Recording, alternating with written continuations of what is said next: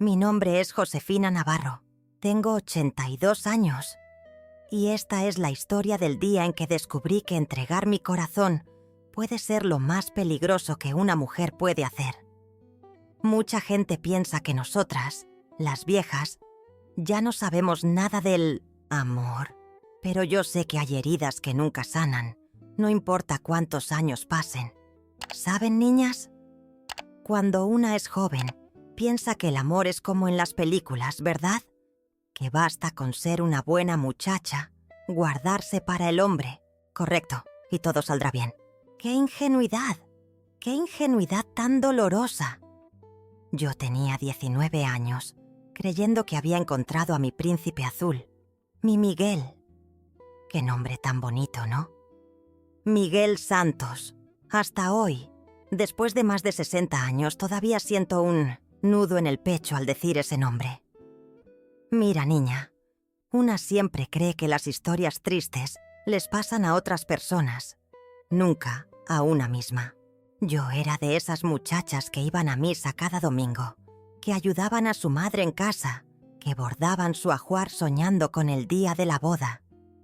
Era una buena muchacha, de esas que las madres señalan y dicen, mira, sé como Josefina, pero ¿de qué sirvió ser buena? ¿De qué sirvió hacer todo bien? ¿De qué sirvió guardar mi pureza como si fuera un tesoro? Era virgen, niña, virgen a los 19 años, en una época en que eso todavía significaba algo. En una época en que una guardaba eso como si fuera lo más valioso que tenía para ofrecerle al hombre que amaba. Y yo amaba a Miguel con toda la fuerza de mi corazón, joven. Lo amaba de ese modo que solo se ama una vez en la vida, ¿sabes? De ese modo que te hace despertar sonriendo y dormir pensando en él. Recuerdo que mi madre siempre decía, Josefina, hija mía, la mujer que se entrega antes del matrimonio pierde el respeto del hombre. Y yo creía en eso. Lo creía con toda mi alma ingenua. Durante 2 años de noviazgo, resistí. 2 años diciéndole no a ese hombre al que amaba más que a mi propia vida. 2 años guardando ese regalo especial para nuestra luna de miel. Pero ya sabes cómo es, ¿verdad? El amor te hace hacer cosas que jamás imaginaste. Y en la víspera de mi boda, cuando todo ya estaba listo, el vestido colgado en el armario, las flores encargadas, la iglesia reservada, me entregué a él. Pensé, ¿qué diferencia hay? Mañana seremos marido y mujer de todas formas. Qué tonta fui. Qué inocente tonta. Era 15 de marzo de 1969. Recuerdo la fecha porque nunca la pude olvidar. Nunca más pude ver un calendario marcando ese día sin sentir ese nudo en la garganta. Fue la última vez que me sentí completa, ¿sabes? La última vez que creí que el amor bastaba para mover montañas. Esa noche me entregué a Miguel pensando que sellaba nuestro amor para siempre. Pensando que comenzaba nuestra vida juntos un día antes. Qué ilusa enamorada.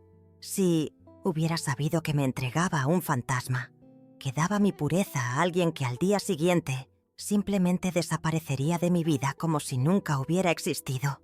¿Sabes, niña? Existe un dolor que no tiene nombre. Es el dolor de quien confía completamente y es traicionada. Es el dolor de quien se entrega en cuerpo y alma y es abandonada. Es el dolor de quien espera en el altar y nadie llega. Es el dolor de quien no solo pierde el amor, sino también a sí misma. Yo era una muchacha respetada en mi pueblito. Esperanza Morales, la novia de Miguel, la niña que siempre fue ejemplo de virtud. Pero el 16 de marzo de 1969 me convertí en otra cosa. Me convertí en la muchacha que fue abandonada en el altar, la que todos sabían que se había entregado la noche anterior y fue rechazada, la que se volvió chisme, la que se volvió ejemplo de lo que no se debe hacer. ¿Y sabes qué es lo que más duele? No es ni siquiera la traición, es la humillación. Es tener que mirar a los ojos a las personas y saber que lo saben, que saben que fuiste lo bastante tonta como para creer, para entregarte, para soñar. Es saber que te volviste historia que pasa de boca en boca, que contarán tu desgracia a otras generaciones como advertencia. Pero, ¿sabes una cosa? En ese momento todavía tenía esperanza. Todavía creía que quizás había sido un malentendido, que él aparecería con una explicación. ¡Qué tonta esperanzada era! Esperanza de nombre y de espíritu, incluso cuando ya no había en qué tener esperanza. Vivía en un pueblito pequeño, de esos donde todos se conocen, donde las noticias corren más rápido que el viento. Y la noticia era yo, la novia abandonada, la muchacha que se entregó para nada, la Josefina que perdió su fe junto con su dignidad. Hasta hoy, después de todos estos años, después de haber construido una vida, después de haber conocido otros amores, aún siento ese apretón en el pecho cuando recuerdo ese día. Porque algunas heridas, niña, algunas heridas quedan abiertas para siempre. Algunas traiciones nos marcan de tal forma que nunca volvemos a ser las mismas. Yo era una mujer antes de esa noche y me convertí en otra completamente distinta después de ella. Porque cuando te entregas por completo a alguien y esa persona simplemente desaparece, una parte de ti se va con él. Una parte que nunca recuperas, por más que lo intentes. ¿Quieren saber qué pasó esa noche que lo cambió todo? ¿Quieren saber cómo una mujer sobrevive a una traición así?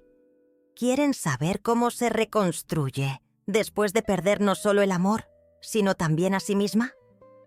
Porque esta historia, niñas, esta historia va a tocar sus corazones de una manera que no se imaginan. Las hará repensar todo lo que creen sobre el amor, sobre entregarse, sobre confiar.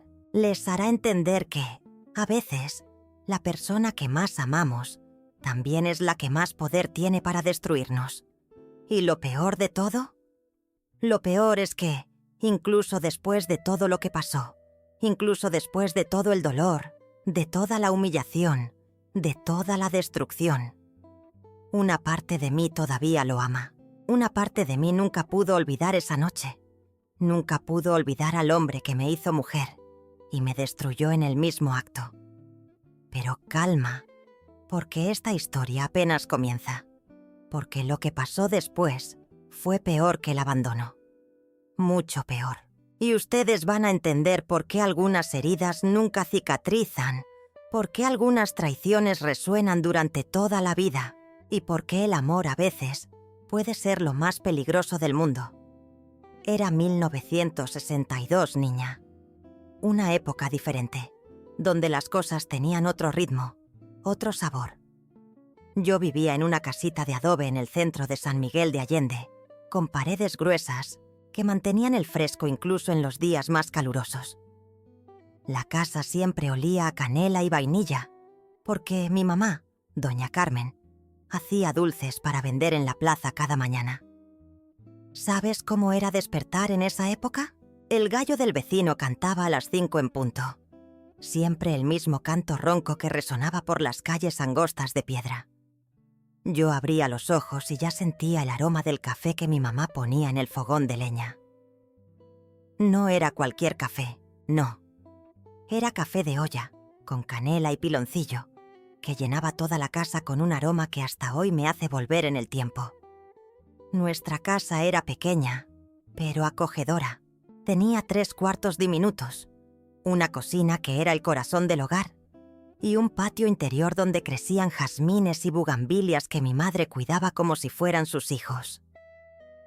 Las paredes estaban pintadas de azul claro, un color que mi madre decía que alejaba el mal de ojo.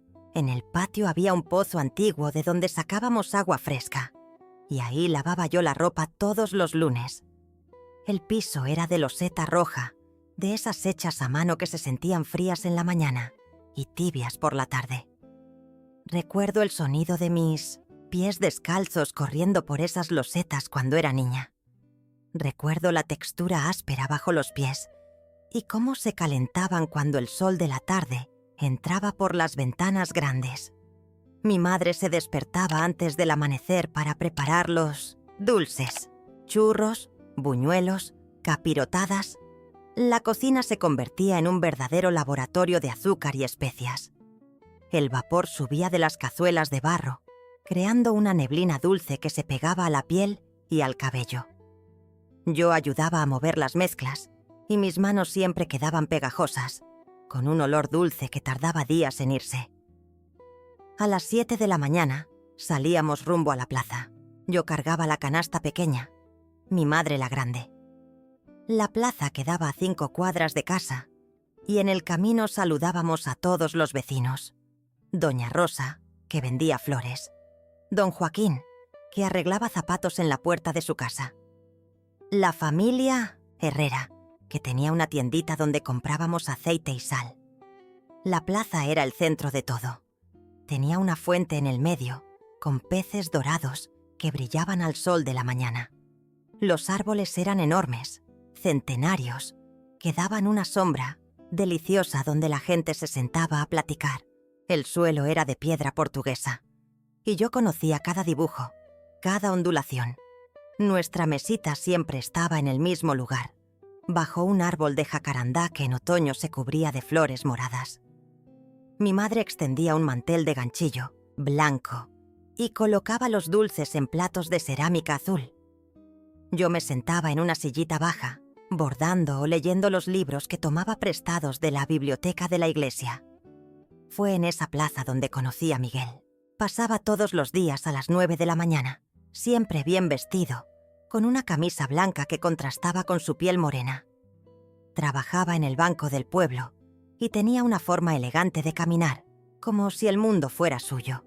Usaba un sombrero de paja que se quitaba para saludar a las señoras y tenía la costumbre de comprar un churro todos los días.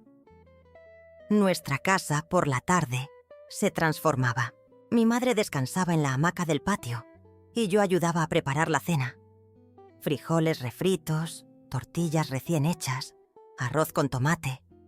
El olor de la comida casera se mezclaba con el perfume de los jazmines que florecían al caer la tarde.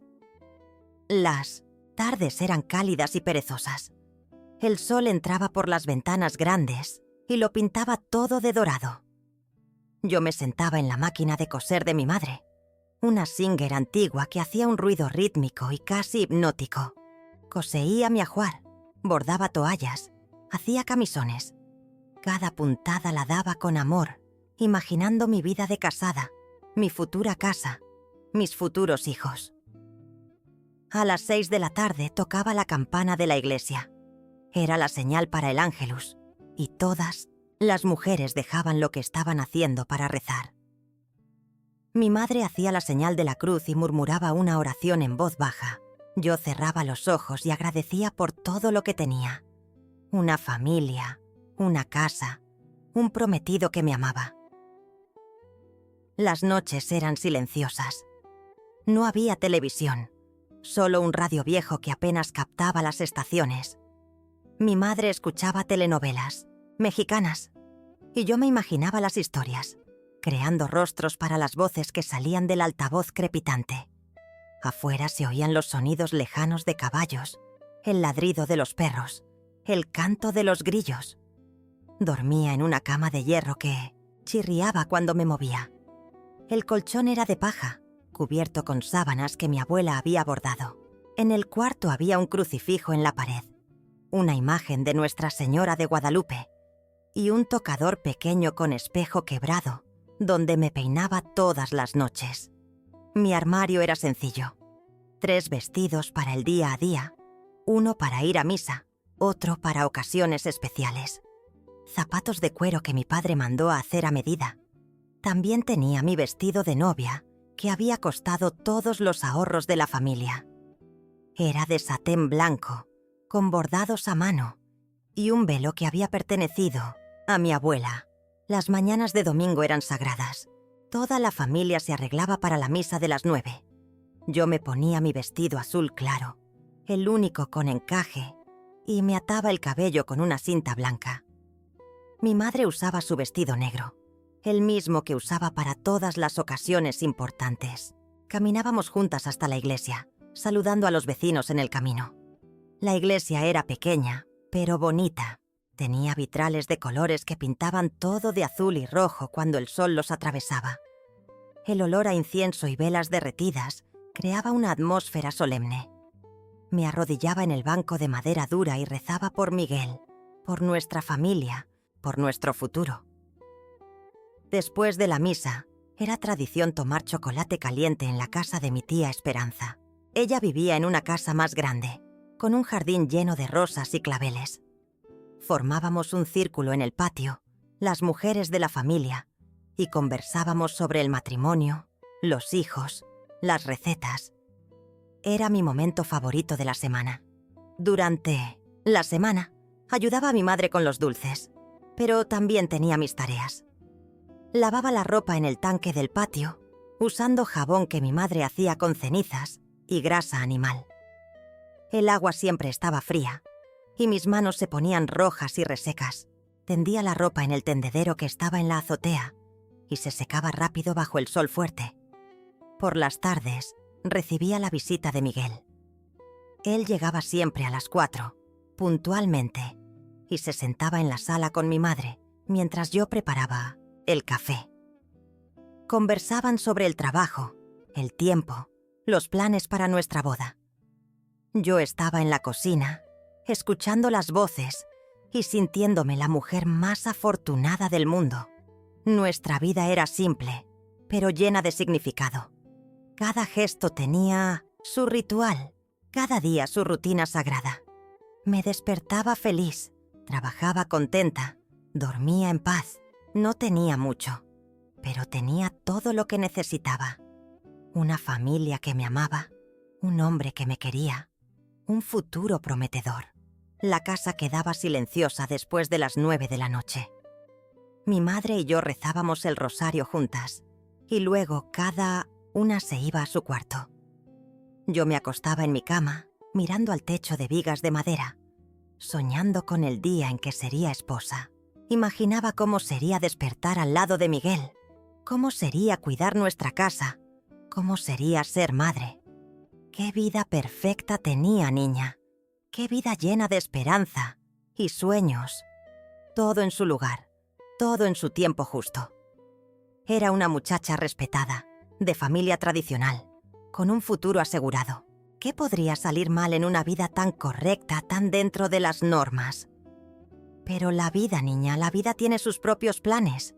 Y a veces, cuando menos lo esperamos, cuando estamos más seguras, más confiadas, llega y nos arranca todo debajo de los pies.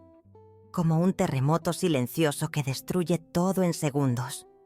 Aún no lo sabía, pero esa vida perfecta, esa rutina sagrada, esa paz, todo eso estaba contado en días, porque a veces lo que parece más sólido es lo que se desmorona más fácil, y estaba a punto de descubrirlo de la peor forma posible. Déjame contarte sobre las personas que formaron parte de esta historia, niña, porque no se puede entender lo que pasó sin conocer a cada uno de ellos.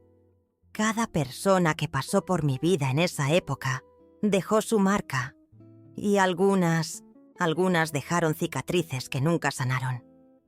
Primero, mi madre, doña Carmen Navarro. ¡Ay, mi madre! Ella era una mujer pequeña, pero fuerte como un toro. Medía apenas 1,5 metros, pero cuando hablaba, todos escuchaban. Cabello negro, recogido en un moño apretado, siempre con algunos mechones rebeldes que escapaban y enmarcaban su rostro redondo. Sus manos eran pequeñas, pero callosas de tanto trabajar. Manos que conocían cada secreto de la cocina, cada puntada de costura, cada oración del rosario. Ella tenía una manía divertida. Siempre se limpiaba las manos en el delantal antes de decir algo serio. Era como si las palabras importantes necesitaran manos limpias para ser pronunciadas. Y cuando se ponía nerviosa, que era raro, se pasaba la mano por el cabello y soltaba un suspiro largo. Mi madre era mi puerto seguro, mi consejera, mi mejor amiga. Ella me enseñó a ser mujer, a ser fuerte, a nunca bajar la cabeza ante nadie. Doña Carmen tenía una voz suave, pero firme. Cuando cantaba mientras cocinaba, todo el vecindario se detenía a escuchar. Ella sabía todas las canciones tradicionales, todas las historias antiguas, todas las recetas que se pasaban de madre a hija por generaciones. Era respetada por todos en el pueblo, conocida por su honestidad y generosidad. Nunca nadie salía de nuestra casa con hambre o con el corazón vacío. Luego está mi padre, don Ramón Navarro, un hombre alto, delgado, con bigote espeso y manos enormes que sabían arreglar cualquier cosa. Trabajaba en el taller mecánico del pueblo y llegaba a casa siempre con las uñas sucias de grasa, pero con una sonrisa en el rostro.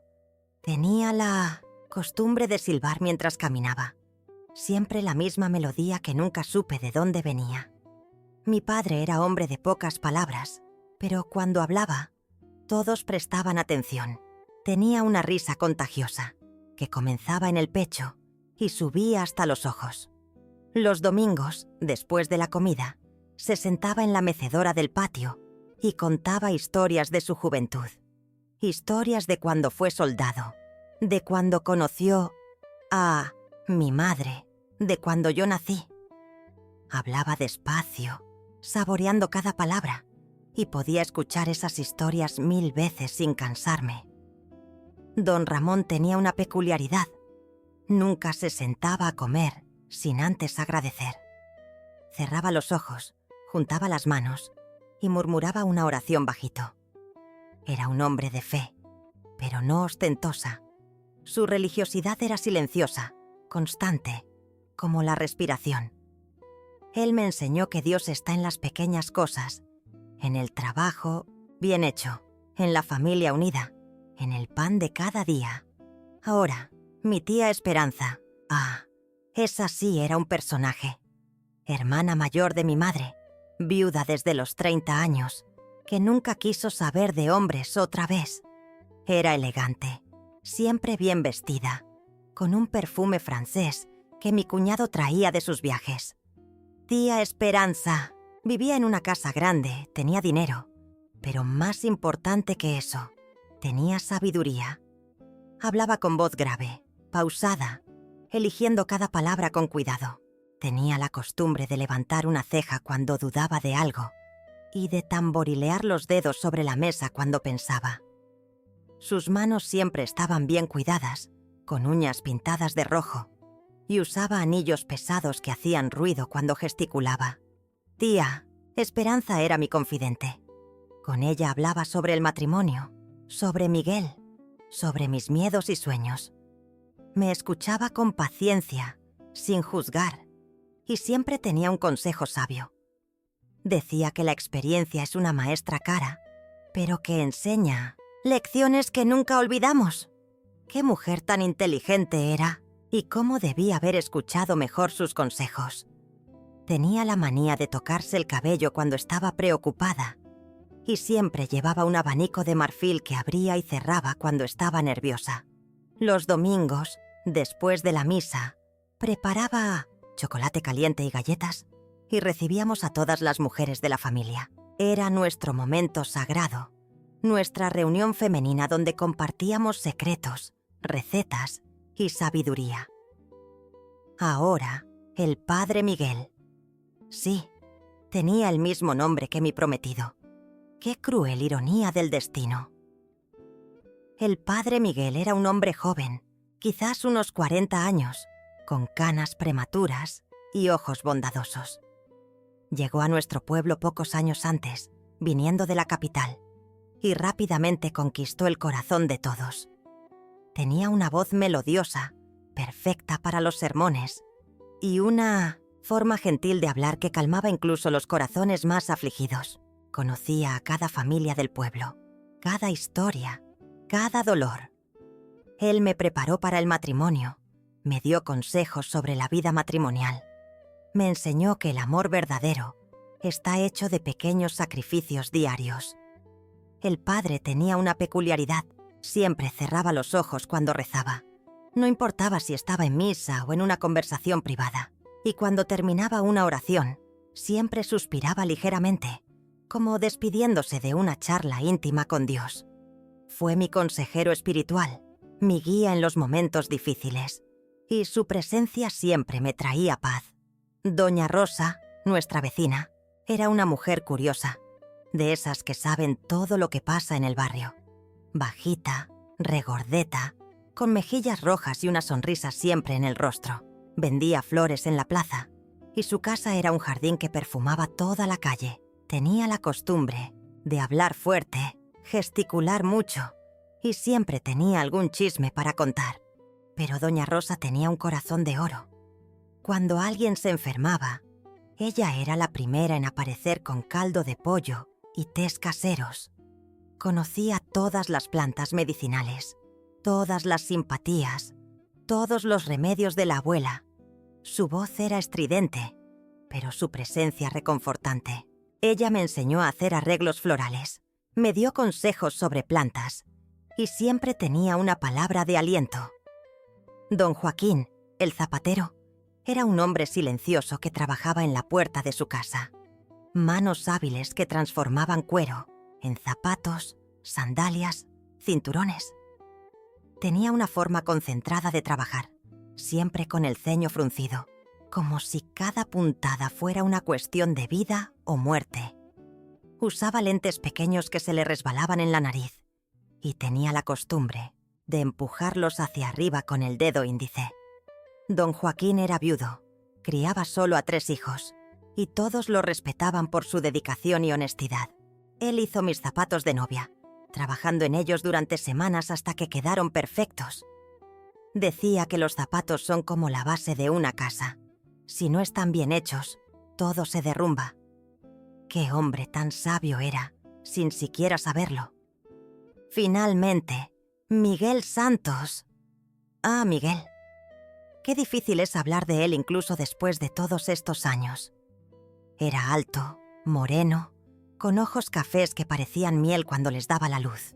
Tenía una sonrisa que iluminaba cualquier lugar y una voz grave que me hacía estremecer cuando susurraba mi nombre.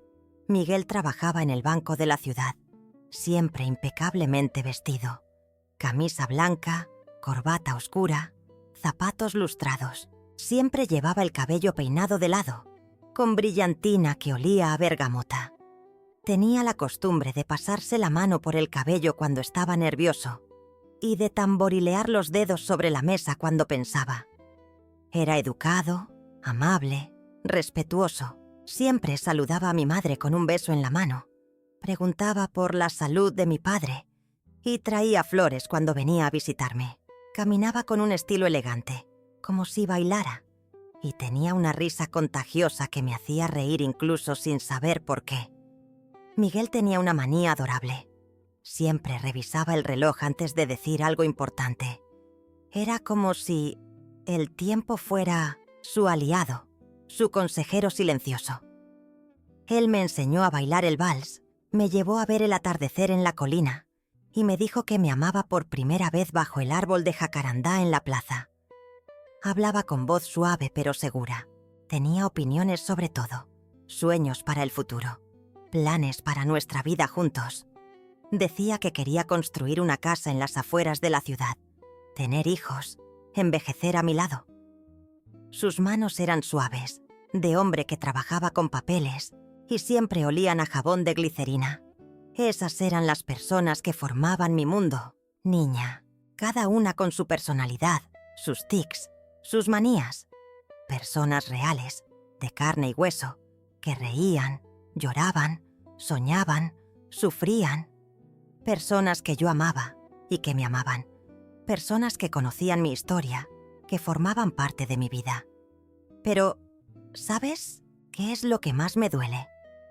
Que entre todas esas personas maravillosas, verdaderas, confiables, había una que era una mentira andante. Una que estaba actuando, fingiendo ser quien no era. Una que me engañó por completo, que me hizo creer en una ilusión. Y esa persona, niña, era precisamente en quien más confiaba. aquella que amaba más que mi propia vida, aquella que tenía el poder de hacerme la mujer más feliz del mundo o destruirme completamente. Porque a veces, niña, la persona que parece más confiable es justamente la que nos está engañando. Y cuando descubrimos la verdad, cuando la máscara cae, el mundo se derrumba junto con ella. Sabes, niña, cuando miramos hacia atrás, siempre podemos ver las señales. Siempre hay esos momentos que en su momento parecían tonterías, pero que luego entendemos que eran avisos. Avisos que Dios, el destino, la vida, no sé quién, estaba tratando de darnos. Y yo, tonta como era, no presté atención a ninguno. Fue un jueves, 3 semanas antes de la boda. Recuerdo porque los jueves iba al mercado a comprar telas con mi tía Esperanza. Ella siempre decía que los jueves eran días de suerte para las compras. No sé por qué. Pero ese día... ese día debí haberme quedado en casa. Hacía un calor terrible, de esos que hacen temblar el aire, y la ropa se pega al cuerpo. El sol estaba fuerte, sin una nube en el cielo, y hasta los pájaros parecían cansados. Yo estaba en la casa de mi tía, tomando limonada en la terraza, cuando vimos a Miguel pasar por la calle. Siempre pasaba por ahí camino al trabajo, siempre a la misma hora, siempre con el mismo paso firme. Pero ese día, algo era diferente. No venía solo, había una mujer a su lado, una mujer que nunca había visto en mi vida. Era hermosa, muy hermosa, con cabello rubio que brillaba al sol y un vestido rojo que se movía al caminar. Ellos conversaban bajito, caminando despacio, y había algo íntimo en esa conversación. Mi tía Esperanza dejó de hablar a la mitad de la frase. Me estaba contando sobre unos bordados que había visto en la tienda, pero al ver a Miguel con esa mujer, se quedó muda, levantó la ceja, como siempre hacía cuando algo la molestaba, y los observó fijamente.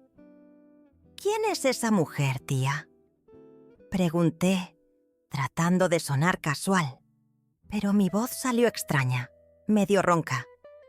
Mi corazón ya latía más rápido y sentía un nudo en el pecho que no podía explicar. Mi tía tardó en responder. Los observó hasta que desaparecieron en la esquina y luego me miró con una expresión que nunca había visto antes. Era preocupación mezclada con algo que parecía... ¿pena? «No sé, hija», dijo, acomodándose el cabello, otra señal de que estaba nerviosa. «Quizás sea alguien del banco. Ya sabes cómo es, el trabajo». Pero yo sabía que no era trabajo. Había algo en la manera en que caminaban, en la cercanía de sus cuerpos, en la intimidad de la charla, algo que me hizo sentir frío en el estómago, a pesar de aquel calor. Esa tarde, cuando Miguel vino a visitarme, yo estaba rara. No podía dejar de pensar en esa mujer, en ese vestido rojo, en esa caminata que parecía un baile. Él llegó a la hora de siempre, 4 en punto de la tarde, pero por primera vez no corrí a la puerta cuando escuché sus pasos. Mi madre lo recibió como siempre, con un beso en la mano y preguntando por su salud. Él respondió como siempre, educado, sonriente, pero noté que sus ojos estaban diferentes. Había algo distante en ellos, como si una parte de él estuviera en otro lugar. Cuando nos sentamos en la sala, no podía concentrarme en la conversación. Él hablaba del matrimonio, de la luna de miel que haríamos en Acapulco, de la casa que estábamos por rentar. Pero su voz sonaba mecánica, como si recitara un texto aprendido. «Miguel», dije, interrumpiéndolo en medio de una frase sobre los muebles de la casa. «¿Quién era esa mujer que estaba contigo esta mañana?». Él dejó de hablar de inmediato. Sus ojos se abrieron un segundo y vi que sus manos temblaron levemente. Se pasó la mano por el cabello, ese gesto que hacía cuando estaba nervioso, y tardó unos segundos en responder. «¿Qué mujer?», preguntó, pero su voz salió más alta de lo normal. No estuve con ninguna mujer hoy. Pero yo la había visto. Mi tía y yo la habíamos visto. Y él sabía que yo la había visto, porque sus ojos no podían encontrar los míos. Miraba sus manos, el suelo, cualquier lugar menos a mí. Miguel, yo los vi caminando juntos. Ella tenía un vestido, rojo, cabello rubio. «Ah, sí», dijo como si acabara de recordarlo. «Debe ser Esperanza, prima de mi jefe. Ella está visitando la ciudad, y él me pidió que le mostrara algunos lugares». Esperanza, el mismo nombre de mi tía. Qué coincidencia tan extraña, ¿no? Pero no fue el nombre lo que me llamó la atención, sino la forma en que dijo Esperanza, con una suavidad que nunca usaba para hablar de extraños, con una familiaridad que me hizo sentir un celos que nunca había sentido antes. Esa noche no pude dormir. Di vueltas en la cama, pensando en ese vestido rojo, en esa caminata íntima, en esa mentira. Porque había sido una mentira. Estaba segura, no por la respuesta en sí, sino por la forma en que tardó en contestar. Por la forma en que sus ojos evitaron los míos. Al día siguiente, estaba ayudando a mi madre en la cocina cuando doña Rosa apareció. Ella vino a recoger unas rosquillas que mi madre hacía para vender en la plaza, pero yo sabía que en realidad quería platicar. Doña Rosa adoraba el chisme y siempre tenía novedades que contar. «Ay, Josefina», dijo abanicándose con un pedazo de cartón. «¿Supiste que hay una mujer nueva en el pueblo? Rubia, muy bonita. Está hospedada en la pensión de doña Francisca». Mi corazón se detuvo. Era ella, la mujer del vestido rojo. «Dicen que es de Guadalajara», continuó doña Rosa, sin notar mi palidez. «Vino a hacer no sé qué aquí, en el pueblo. Unos dicen que es maestra, otros que es enfermera. Pero ya sabes cómo es, nadie sabe bien». Mi madre, que estaba moviendo un dulce en la estufa, se unió a la conversación.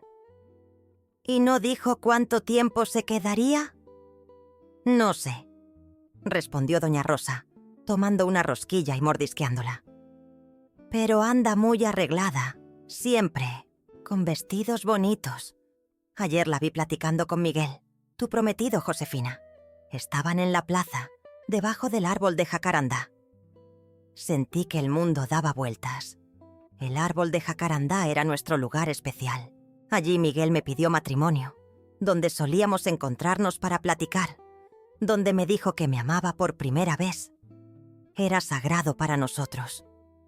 «Debe ser trabajo», dijo mi madre, sin notar mi expresión. «Miguel trabaja en el banco. Siempre hay gente nueva que atender. Pero yo sabía que no era trabajo. Nadie va al árbol de jacarandá para hablar de trabajo. Nadie usa vestido rojo para una reunión de negocios. Nadie camina tan cerca de un extraño». Ese fin de semana, Miguel estaba extraño. Vino a visitarme, el sábado, como siempre, pero parecía distante. Hablamos de los últimos detalles de la boda, de los invitados, del vestido que estaba terminando de ajustar. Pero parecía que solo cumplía con un protocolo. El domingo, después de la misa, dijo que no podía almorzar con nosotros. Dijo que tenía un compromiso de trabajo, que necesitaba resolver unas cosas urgentes. Un domingo. En 2 años de noviazgo, nunca había faltado a un almuerzo dominical en casa. Lo vi salir de la iglesia, caminando en dirección contraria a nuestra casa. Caminando hacia la pensión de doña Francisca, mi corazón se partió un poco en ese momento.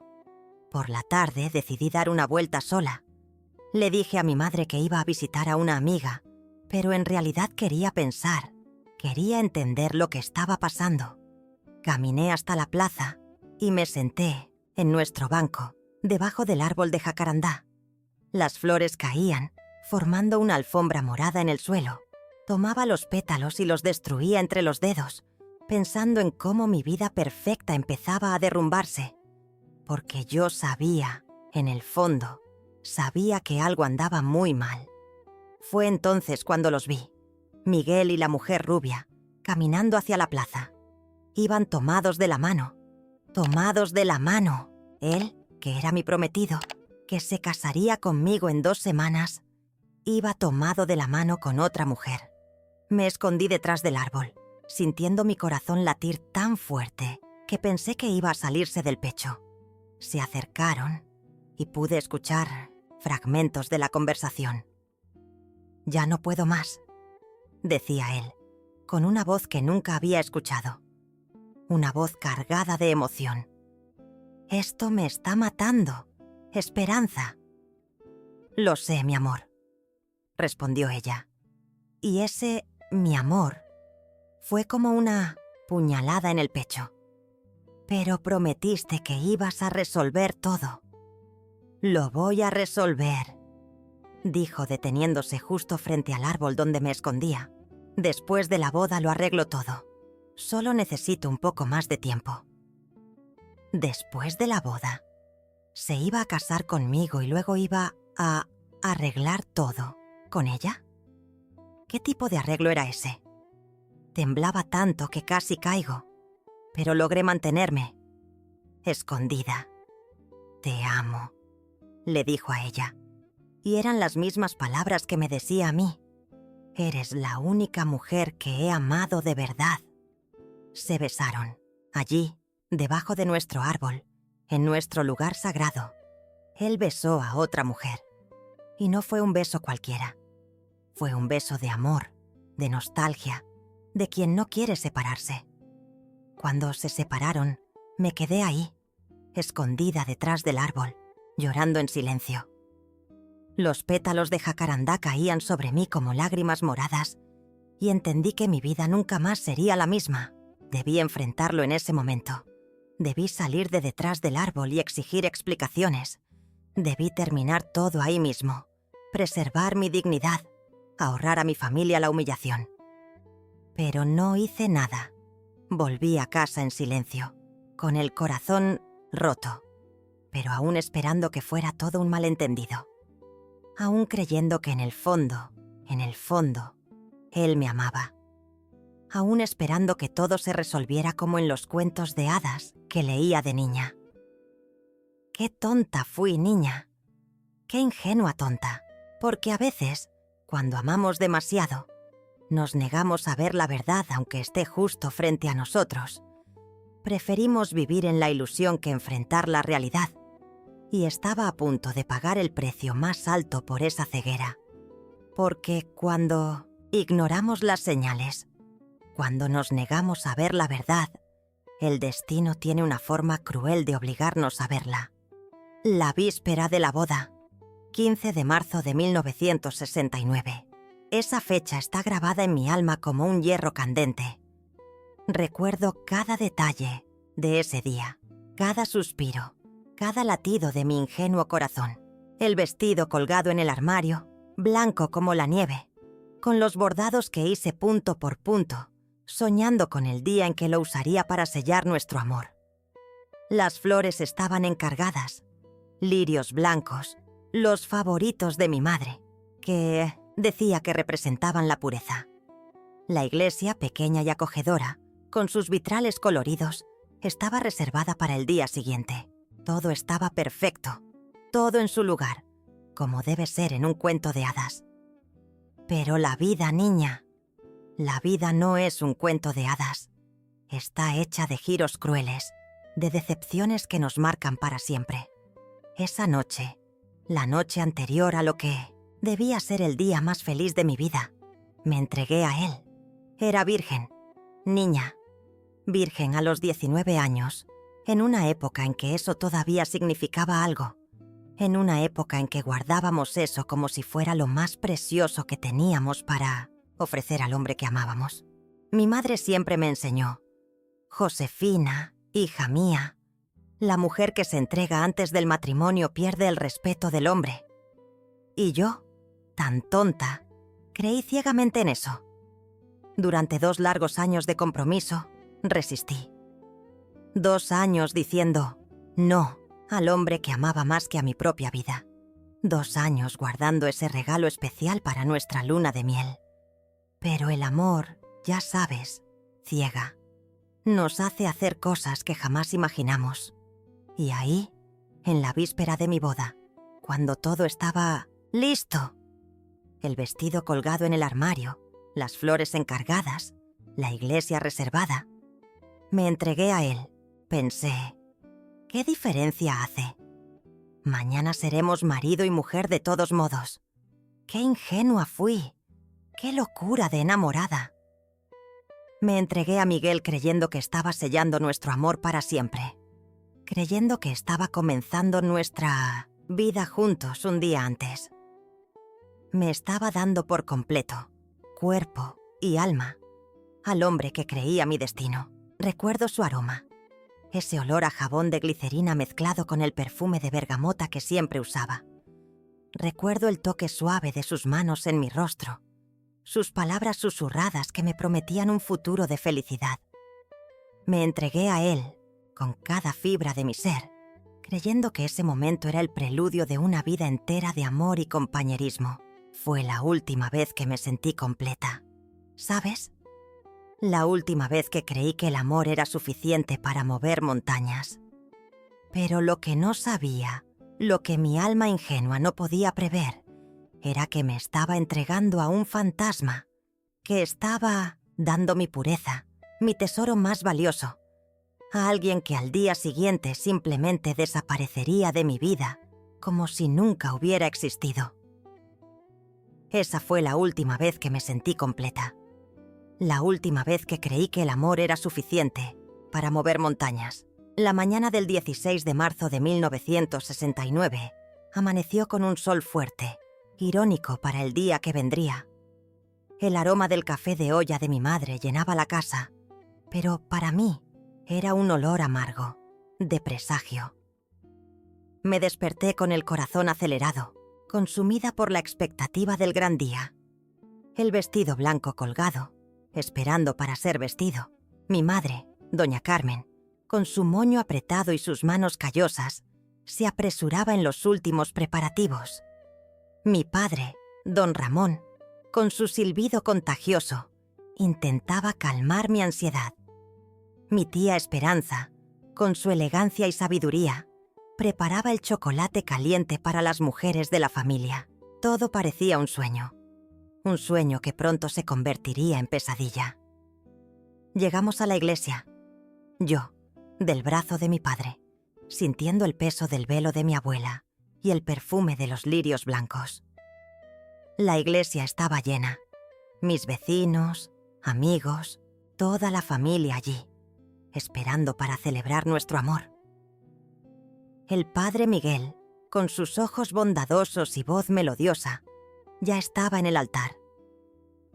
Sentí el suelo de madera dura bajo mis zapatos de cuero, hechos por el señor Joaquín, el zapatero. Todo estaba listo. Solo faltaba él, Miguel. Los minutos se convirtieron en horas.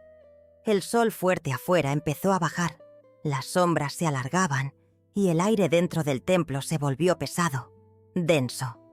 El silencio en la iglesia era ensordecedor, roto solo por murmullos de preocupación que empezaban a surgir entre los invitados. Mi corazón, antes rebosante de alegría, ahora estaba apretado. Un dolor que nunca había sentido empezaba a instalarse en mi pecho. Mi madre me miraba con los ojos llorosos, su mano pequeña y callosa agarrando la mía con fuerza. Mi padre, que siempre fue hombre de pocas palabras, tenía los labios apretados y el semblante cerrado, su habitual silbido reemplazado por un silencio angustiante.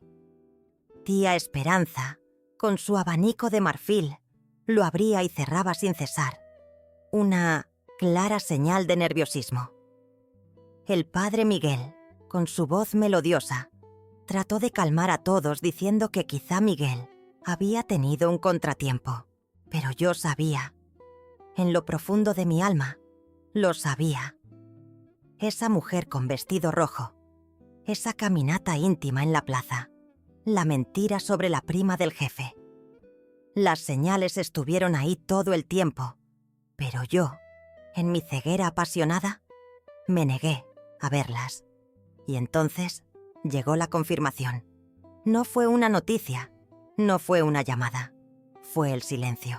El silencio ensordecedor que llenó la iglesia mientras los invitados empezaban a irse, uno a uno, con miradas llenas de pena y curiosidad. Yo era la chica abandonada en el altar. La chica que todos sabían que se había entregado la víspera y fue rechazada. Me había convertido en un chiste, un ejemplo de lo que no se debe hacer. Y la humillación, niña, la humillación dolió más que la propia traición. Tener que mirar a los ojos de las personas y saber que sabían que yo había sido lo suficientemente tonta para creer, para entregarme, para soñar. Me había convertido en historia de boca en boca. Mi desgracia sería contada a otras generaciones como ejemplo. El dolor de quien confía completamente y es traicionada. El dolor de quien se entrega con cuerpo y alma y es abandonada. El dolor de quien espera en el altar y nadie llega. Es el dolor de quien pierde no solo el amor, sino también a sí misma. Yo era una mujer antes de esa noche y me convertí en otra completamente diferente después de ella. Un pedazo de mí se fue con él. Un pedazo que jamás recuperaría, por más que lo intentara. Había perdido mi fe junto con mi dignidad. Esta historia, niña, esta historia va a moverlas de una forma que ni se imaginan. Las hará replantear todo lo que creen sobre el amor, sobre la entrega, sobre la confianza. Las hará entender que a veces la persona que más amamos es también la que más poder tiene para destruirnos. Porque lo que pasó después fue peor que el abandono. Mucho peor. Y entenderán por qué algunas heridas nunca sanan, por qué algunas traiciones resuenan toda la vida, y por qué el amor, a veces, puede ser lo más peligroso del mundo. Aquel día 16 de marzo de 1969 no terminó en la iglesia. Repercutió, se arrastró, se transformó en una sombra densa que me devoró por completo. El regreso a casa fue un martirio. Las calles de San Miguel de Allende, que antes parecían vibrar con la vida, ahora eran un corredor silencioso, testigos de mi desgracia. Cada paso sobre los ladrillos rojos de mi casa, que antes me daban sensación de seguridad, ahora parecía hundirme más en un pozo sin fondo. El olor a canela y vainilla, que antes llenaba la casa de dulzura, ahora me provocaba náuseas. Era como si la dulzura de mi vida se hubiera evaporado, dejando solo el amargor de la desilusión. Me encerré en mi cuarto, en ese cuarto diminuto, con paredes pintadas de azul claro que mi madre decía alejaban el mal de ojo, pero que ahora parecían asfixiarme. Me acosté en mi cama de hierro que crujía con cada movimiento, y el colchón de paja parecía hecho de espinas. Las lágrimas no paraban de rodar, mojando las sábanas bordadas por mi abuela. No lloraba en voz alta, no. Mi llanto era silencioso, ahogado, como si el dolor fuera tan grande que no pudiera expresarse en sonido. Era un llanto del alma, de un corazón partido en 1000 pedazos. Mi madre intentaba acercarse. Entraba al cuarto con el rostro hinchado de tanto llorar, pero con voz suave y firme, como siempre. Me traía tazas de café de olla, el mismo café que antes me confortaba, pero no podía tragarlo. Intentaba hacerme comer los dulces que preparaba, con tanto amor, churros, buñuelos, capirotadas, que antes me alegraban, pero el azúcar ahora sabía a hiel en mi boca. Trataba de animarme, contaba historias, hablaba de mi padre, pero sus palabras se perdían en el vacío que había dentro de mí. Yo estaba allí, físicamente, pero mi alma se había ido con Miguel. Los días se convirtieron en semanas, las semanas en meses. No salía de casa. Mi vestido de novia, ese de satén blanco con bordados a mano, quedó colgado en el armario, testigo silencioso de mi humillación. No podía sacarlo de ahí. Era como un recordatorio constante de mi estupidez, de mi ingenuidad, de mi dolor. Me sentaba en mi tocador con el espejo quebrado, mirando mi propio reflejo y sin reconocer a esa mujer. Mi rostro estaba pálido, mis ojos rojos e hinchados, mi cabello despeinado. La Josefina que conocía, la chica respetada, la buena muchacha, que las madres señalaban a sus hijas como ejemplo, había desaparecido. Me negaba a comer. La comida se echaba a perder en el plato, y el aroma de jazmines y bugambilias en el patio, que antes me traía paz, ahora me parecía irónico. ¿Cómo podía haber tanta belleza en el mundo cuando mi vida se estaba derrumbando? Pasaba horas sentada en la máquina de coser Singer, esa que antes hacía un ruido rítmico y hipnotizante. Pero no podía coser ni un solo punto. Mi ajuar, que bordaba con tanto amor y sueños para el futuro, ahora me parecía un montón de tela sin sentido. La vergüenza era una manta pesada que me cubría. Era la chica abandonada en el altar. La chica que todos sabían que se entregó la víspera y fue rechazada. Sabía que los chismes corrían más rápido que el viento en mi pueblito. Doña Rosa, la vecina curiosa que vendía flores en la plaza, seguramente había corrido la voz a todos. Imaginaba las miradas de pena, los susurros, los juicios. La humillación era tan grande que ni siquiera podía mirar a mi familia. Sentía que los había deshonrado, que había manchado el nombre de mi familia. El dolor de perder no solo el amor, sino también a sí misma, era abrumador. Había entregado un pedazo de mí, un pedazo que jamás recuperaría. Era como si un terremoto silencioso hubiera destruido todo lo que conocía, todo lo que era. La vida perfecta que tenía, la rutina sagrada, la paz. Todo se había derrumbado en segundos. Mi fe, que antes era inquebrantable, también se tambaleó. Yo, que iba a misa todos los domingos, que rezaba el rosario con mi madre, que agradecía por todo lo que tenía, ahora me sentía vacía. El crucifijo en la pared de mi cuarto, la imagen de Nuestra Señora de Guadalupe, parecían juzgarme. ¿Cómo permitió Dios que esto sucediera? ¿Dónde estaba la justicia, la bondad, la misericordia? Las oraciones que antes me traían paz, ahora eran solo murmullos sin sentido. Me sentía abandonada por todos, incluso por Dios. Pasaba las noches en mi vela, dando vueltas en la cama, reviviendo cada momento de esa traición. El beso de él con otra mujer debajo de nuestro árbol de jacarandá. Las palabras de amor que él le decía a ella, las mismas que me decía a mí. El plan de casarse conmigo y luego arreglar todo con ella. Cada detalle me atravesaba como 1000 agujas. Una parte de mí aún lo amaba. Una parte de mí nunca pudo olvidar esa noche. Nunca pudo olvidar al hombre que me hizo mujer y me destruyó al mismo tiempo. Y esa parte me destrozaba. Sentía un vacío tan grande dentro de mí que pensé que nunca se llenaría. La Josefina que soñaba con un futuro junto a Miguel, que bordaba su ajuar imaginando la vida de casada y los hijos por venir, había muerto ese día. En su lugar solo quedaba un cuerpo hueco, sin alma, sin esperanza. Estaba en el fondo del pozo, sin ver luz al final del túnel. La vida ya no tenía sabor, ni color, ni sentido. Estaba perdida, completamente perdida, en un mar de dolor y humillación. Y la pregunta que me atormentaba era: ¿cómo sobrevive una mujer a una traición así? ¿Cómo se reconstruye después de perder no solo el amor, sino también a sí misma?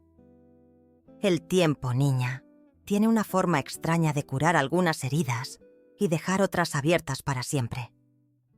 Pasaron meses desde aquel 16 de marzo de 1969 y yo seguía hundida en mi propia oscuridad. El cuarto azul, que antes era mi refugio, se había convertido en mi prisión. El aroma a canela y vainilla de la cocina, que antes me recordaba el calor del hogar, ahora me daba náuseas. Existía, pero no vivía. Era un cuerpo sin alma. una sombra de la mujer que solía ser. Mi madre, doña Carmen, con su infinita paciencia y amor incondicional, seguía intentando sacarme de ese abismo. Me traía dulces, oraciones, palabras de consuelo. Mi padre, don Ramón, con su sabio silencio, se sentaba a mi lado en el patio y solo me observaba, sin presionar, solo presente. Pero fue la tía Esperanza, con su sabiduría y voz grave, quien me miraba diferente, con una mirada que parecía ver a través de mi alma. Ella sabía que necesitaba más que consuelo. Sabía que necesitaba un sacudón. Fue en una tarde lluviosa, de esas que te hacen sentir aún más melancólica. Estaba sentada en mi cama, como de costumbre, mirando el crucifijo en la pared, cuestionando a Dios sobre mi destino. La tía Esperanza entró en el cuarto sin tocar, algo inusual en ella.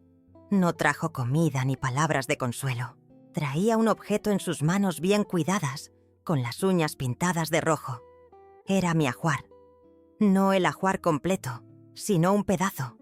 Un paño de cocina que había bordado con mis iniciales y las de Miguel al inicio de nuestro compromiso.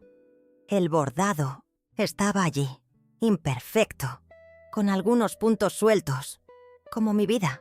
Lo dejó caer en mi regazo, y la tela blanca, que antes representaba pureza y un futuro prometedor, ahora parecía un cruel recordatorio de mi desgracia. «Josefina», dijo con voz grave y pausada, haciéndome estremecer. No me llamó mi hija, como siempre hacía. Me llamó por mi nombre, como si hablara con una adulta que necesitaba despertar a la realidad. ¿Hasta cuándo te vas a esconder? ¿Hasta cuándo vas a dejar que un hombre que no te merece, defina quién eres? No respondí. Solo bajé la cabeza, sintiendo las lágrimas quemar de nuevo mis ojos. «Mira esto», continuó, señalando el bordado.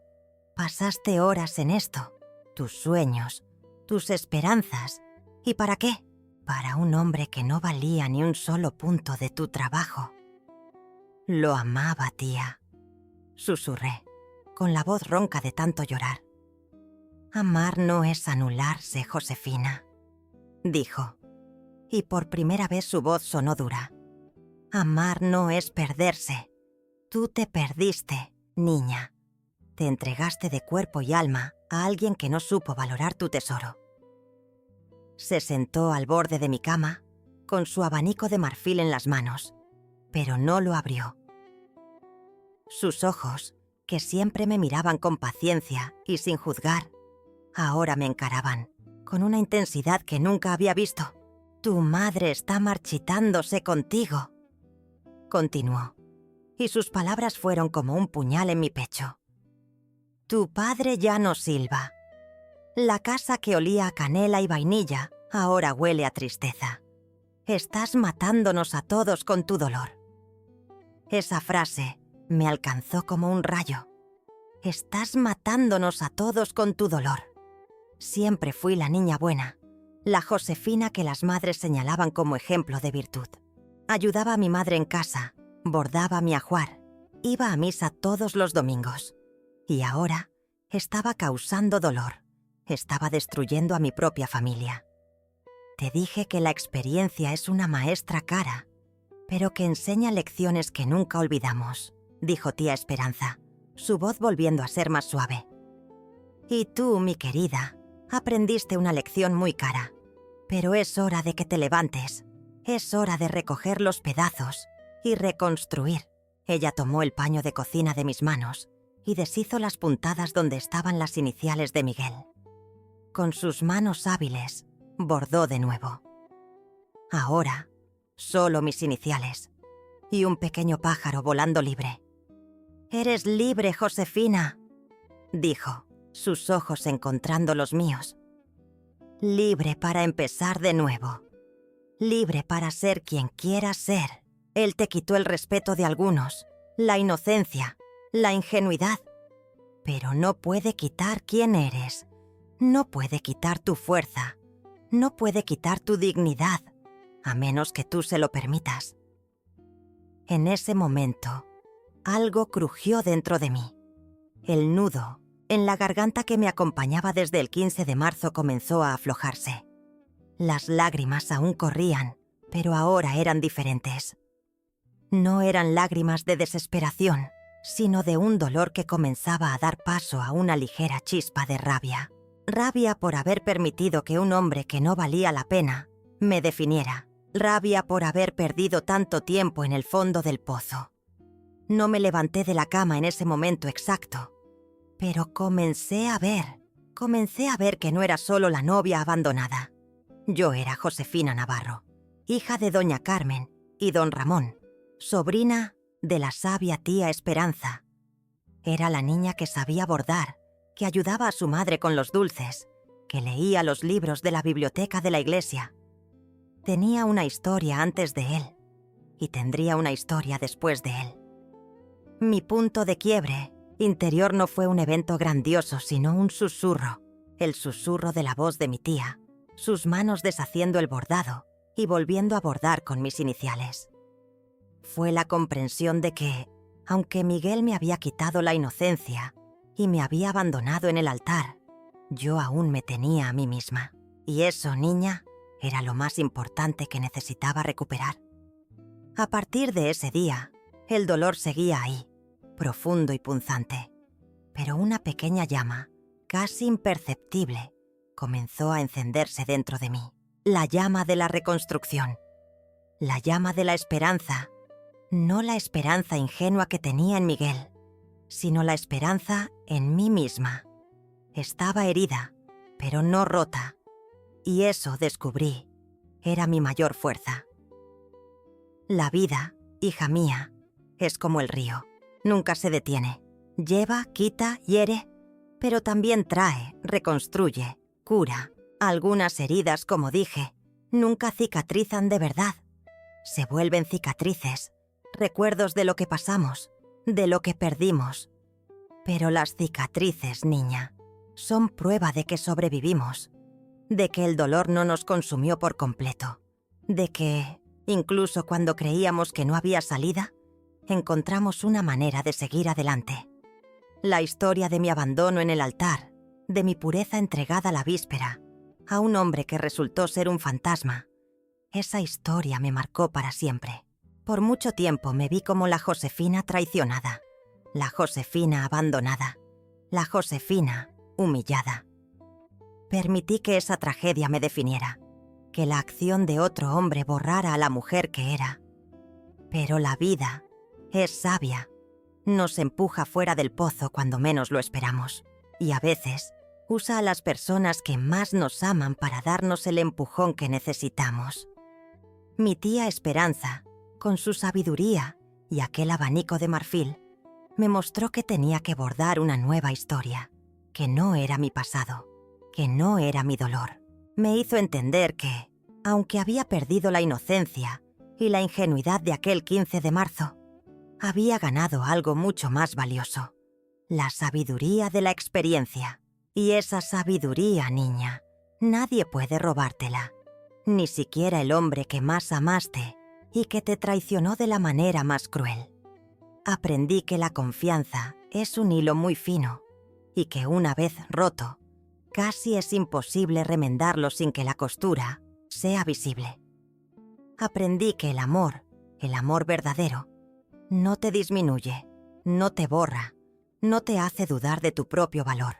Te eleva, te hace más fuerte, te hace más tú. Y si alguien te hace sentir menos, si te hace dudar de ti misma, entonces no es amor, es otra cosa, es posesión, es egoísmo, es ilusión. Recordé las palabras de don Joaquín, el zapatero. Los zapatos son como la base de la casa. Si no están bien hechos, todo se derrumba. Y entendí que la base de mi vida no podía estar construida sobre la ilusión de un amor que no era real. La base de mi vida tenía que ser sólida, tenía que ser yo, mi dignidad, mi fuerza, mi capacidad de empezar de nuevo. Me tomó tiempo, mucho tiempo, Perdonarme por mi ceguera, por mi ingenuidad. ¿Perdonar a Miguel? Ah, niña, perdonar es una palabra muy grande. Aprendí a convivir con la cicatriz que me dejó. Aprendí que la rabia y el resentimiento solo lastiman a uno mismo, y que el perdón, muchas veces, es más para nosotros que para quien nos hirió. ¿Olvidar? Algunas cosas no se olvidan. Se transforman en parte de quienes somos. Hoy, a mis 82 años, miro atrás y veo el largo camino que he recorrido, las piedras en el camino, los tropiezos, las caídas. Pero también veo las manos que me levantaron, las voces que me guiaron, la fuerza que ni sabía que tenía. Veo a la Josefina que se convirtió en una mujer completa, no por haber encontrado un nuevo amor o haber tenido una familia, sino por haberse encontrado a sí misma, por haberse reconstruido de los escombros, ladrillo a ladrillo. Y esa es la mayor lección de todas, mis queridas, que el amor verdadero comienza en nosotras, que nuestra felicidad no puede depender de otra persona, que tenemos que amarnos y respetarnos primero, para luego poder amar y respetar de verdad a alguien más.